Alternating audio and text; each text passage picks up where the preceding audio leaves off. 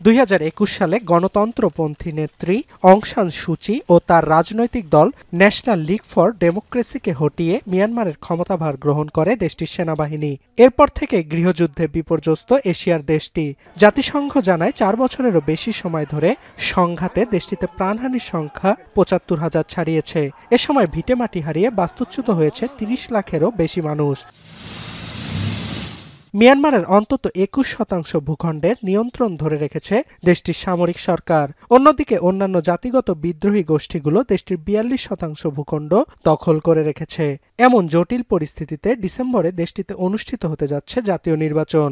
এটিকে সামনে রেখে এরই মধ্যে দেশটির বিরোধী মতের প্রায় 9,000 কারাবন্দীর সাজা কমানো ও মওকুবের সিদ্ধান্ত নিয়েছে মিয়ানমারের সেনাবাহিনী।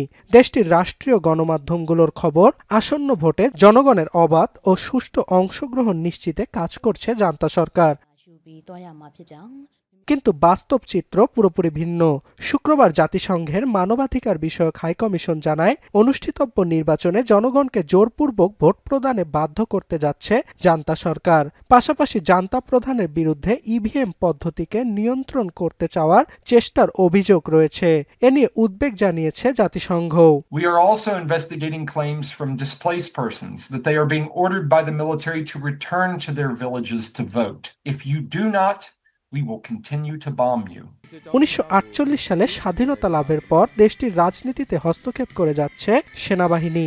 এর আগেও বেশ কয়েকবার সামরিক অভ্যুত্থানের মাধ্যমে দেশটির ক্ষমতাভার গ্রহণ করে জান্তা বাহিনী। মিয়ানমারের সংবিধানও বিশেষ সুবিধা দিয়েছে দেশটির সামরিক বিভাগকে। সংবিধান অনুযায়ী দেশটির মোট আসনের 1/4 বরাদ্দ রয়েছে দেশটির সামরিক অফিসারদের জন্য। এটি নিয়েও যথেষ্ট বিতর্ক রয়েছে। মিয়ানমারে গণতান্ত্রিক ধারা ফেরানোর লক্ষ্যে জান্তা সরকার নির্বাচন আয়োজনের কথা বললেও রাজনৈতিক দলগুলো ভোট বর্জন করায় এর গ্রহণযোগ্যতা নিয়েও অনেকে প্রশ্ন তুলেছে। এরই মধ্যে উদ্বেগ প্রকাশ করেছে থাইল্যান্ড সরকার।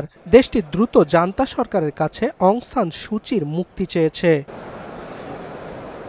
অর্ণব প্রসাদ, এখন বিশ্ব। শিয়া বাটার ও ভিটামিন ই সমৃদ্ধ লিলি বিউটি সোপ, তারুণ্যময় উজ্জ্বল ত্বকের জন্য।